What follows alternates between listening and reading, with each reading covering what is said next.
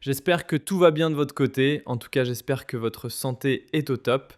Voilà maintenant plus de 12 jours que Dama a disparu, comme par magie. 12 longues journées pour un expert reconnu, pour un économiste aguerri, pour celui qui connaît sur le bout des doigts les complexités. J'espère que tout va bien de votre côté. En tout cas, j'espère que votre santé est au top. Voilà maintenant plus de 12 jours que Dama a disparu, comme par magie. 12 longues journées pour un expert reconnu, pour un économiste aguerri, pour celui qui connaît sur le bout des doigts les complexités économiques, financières et même l'ingénierie des finances, mais aussi un entrepreneur chevronné, à la tête d'un cabinet qui aidait aussi bien les entreprises algériennes qu'internationales à surmonter leurs pires moments. 12 jours se sont écoulés depuis que Dama a disparu. Mais il n'est pas vraiment disparu. On sait très bien où il se trouve. Vous vous souvenez ? Il y a plus de 9 jours, on vous a déjà expliqué qu'il était en garde à vue. Mais, incroyable mais vrai, ni sa famille, ni ses amis, ni même ses avocats n'ont pu poser un seul regard sur lui depuis. La disparition de Dama a suscité énormément de spéculations, énormément de rumeurs, énormément de controverses. Ces dernières 48 heures, nous avons vu des pages Facebook, notamment des médias marocains, qui ont annoncé qu'il serait mort, que son cadavre aurait été retrouvé, que son corps gisant dans une mare de sang aurait été retrouvé. Tout cela est naturellement faux et naturellement mensonger et naturellement une fake news. Mais bon, il est en vie, on a pu le certifier, mais il n'est pas libre. Et à quoi ça sert d'être en vie si on n'est pas libre ?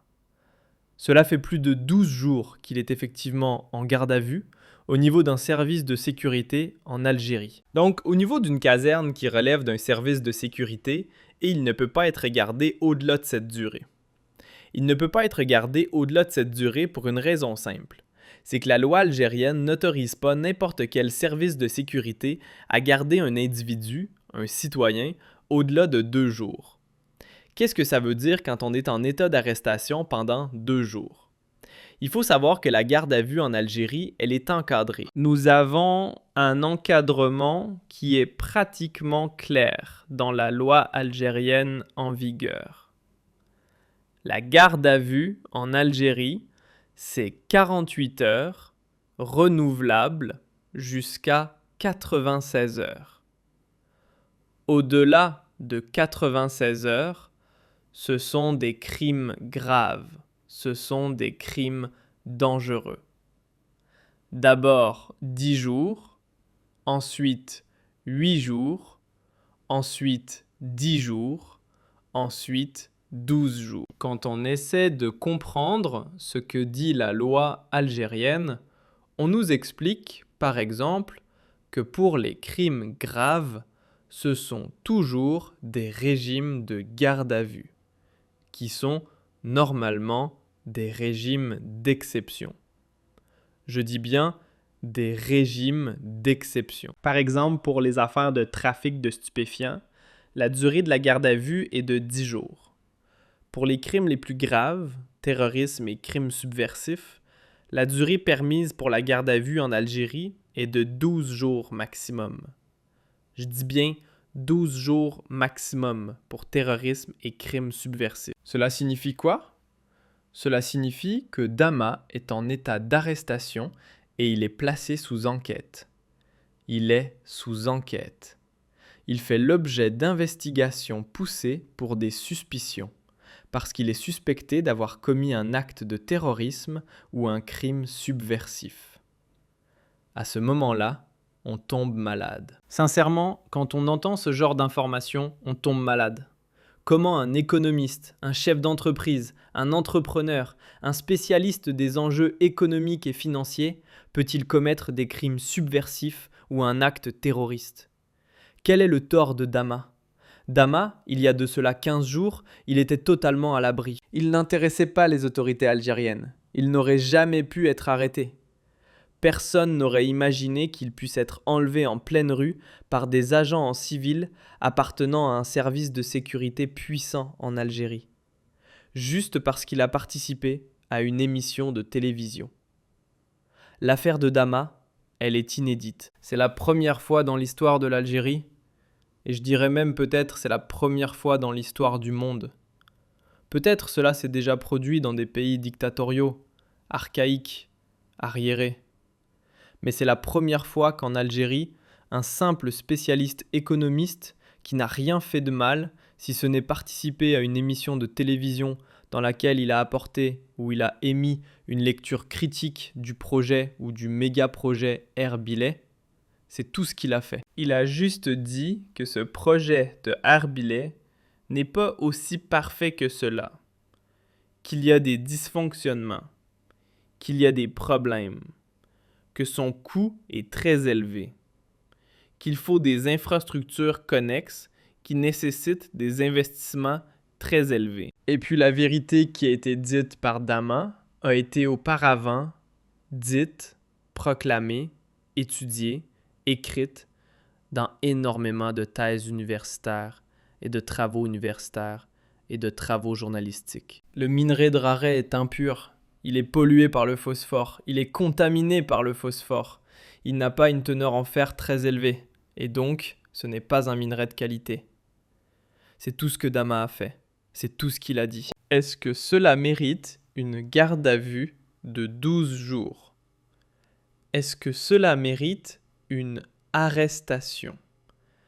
Est-ce que cela mérite une arrestation musclée et puis un placement en garde à vue dans une caserne pendant 12 jours? Est-ce que cela mérite qu'on soit soumis à une enquête, que son patriotisme soit remis en cause, que son appartenance à l'Algérie soit remise en cause, que sa moralité, sa probité personnelle soit remise en cause? Est-ce que cela mérite qu'on puisse soupçonner ou accuser quelqu'un de trahison?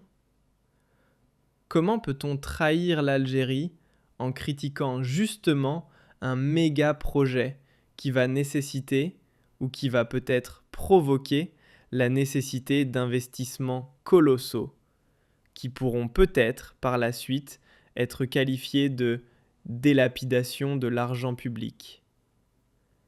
Comment peut-on trahir ou espionner l'Algérie en allant sur un plateau de télévision pour parler d'un projet purement économique? Parce que c'est de cela dont il s'agit. L'affaire de Dama, elle est tout simplement aujourd'hui qualifiée, elle risque d'être accusée de terrorisme, de crime subversif. En réalité, Dama est soupçonné d'être un agent du Maroc, un espion marocain, et il risque d'être accusé d'intelligence avec une puissance étrangère. Comment est-ce possible? Nous sommes en 2026.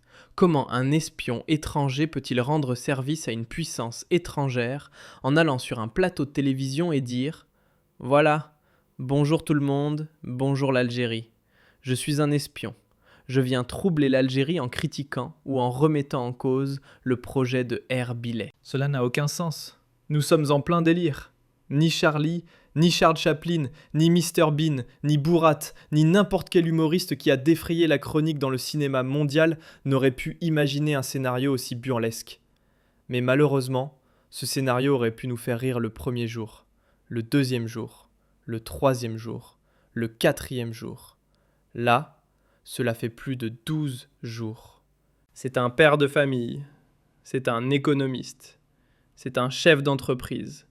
Il n'est pas d'accord avec le projet de Erbilay, comme beaucoup de spécialistes, comme beaucoup d'économistes. Moi, je ne le suis pas, parce que je suis un espion. Est-ce que moi, je suis un traître? Est-ce que Erbilay est considéré comme une constance de la nation? Est-ce qu'il a remis en cause la nation? Est-ce que Erbilay vaut autant qu'El Maserati, l'arabité, l'islam, comme religion de l'État? Bien sûr que non, ce n'est qu'un projet. Ce n'est qu'un projet économique parmi tant d'autres projets que l'Algérie a entrepris et va entreprendre. L'Algérie a existé avant Erbilay, elle existera pendant Erbilay, et elle existera après Erbilay. Comment Dama a-t-il pu être traîné dans la boue de cette manière? Et comment pourrait-il être jugé par les autorités algériennes? Quel agent des services secrets ou de la gendarmerie ou de la DGSN, quel général ou quel responsable d'un pays comme l'Algérie aurait pu imaginer que l'économiste qui se bat depuis plusieurs années pour accompagner des entreprises algériennes en grande difficulté soit accusé ou qualifié de traître et d'agent d'une puissance étrangère? C'est inimaginable cette histoire. Elle est tout simplement indigne de l'histoire de l'Algérie, de ses valeurs. Cette histoire dépasse le stade du scandale. Ce n'est pas un scandale, c'est un méga scandale, à l'image du méga projet de Erbilay. Joussama n'a plus le droit aujourd'hui à la parole. Sa famille ne peut plus le voir. Ses avocats n'ont pas pu le voir. Il fait l'objet d'une enquête sécuritaire diligentée au plus haut niveau de l'État. Il a été arrêté parce qu'Abdelmadjid Tebboune en personne, c'est lui qui a demandé son arrestation. C'est lui en personne, quand il a vu que Saïd Benz a diffusé sur sa page Facebook la séquence de Joulama, qui ne remet pas en cause radicalement le projet de Erbilay, juste parce qu'il l'a critiqué, il a apporté une lecture critique, il a dévoilé des chiffres et il a soulevé des questions gênantes concernant le projet de Erbilay. Monsieur Tebboune a été gravement blessé. Il s'est senti humilié. En tout cas, il est entré dans une grosse colère, une colère noire. Et c'est lui qui a ordonné au service de sécurité, qui a instruit le service de sécurité d'interpeller Dama et de le mettre sous enquête. Parce que Tebboune, dans sa tête, quand on le critique, quand on n'est pas d'accord avec ses projets, on est un traître. Tebboune, c'est lui le dépositaire de l'algérianité. C'est lui-même le créateur de l'Algérie. Demain, peut-être on va nous dire que c'est lui qui a inventé l'Algérie. On va nous dire peut-être que c'est lui qui a tiré la première balle du 1er novembre. On va nous dire que c'est lui qui était à la place de Boudiaf et c'est lui qui a dit que la révolution se fera avec vous, sans vous ou contre vous, ou y compris avec les singes de la Chifa. Peut-être c'est lui qui était avec les Abdelkader, peut-être c'est lui Yogurta, peut-être c'est lui Massinissa, peut-être c'est lui qui est tout. Sauf que Tebboune n'est rien d'autre qu'un hagard. Parce qu'un président de la République qui ordonne l'arrestation d'un économiste pacifique, sincère, honnête et patriote, qui a eu juste le courage, la lucidité d'apporter une analyse sérieuse et concrète pour protéger l'intérêt général du pays, c'est qu'un dictateur, un tyran, un hagard. Et les hagarins finiront toujours dans les poubelles de l'histoire. Quant à Dama, l'histoire retiendra que personne ne l'a défendu, que personne n'a voulu être à ses côtés, que sa famille est restée sans nouvelles de lui pendant 12 jours. Et si demain il n'est pas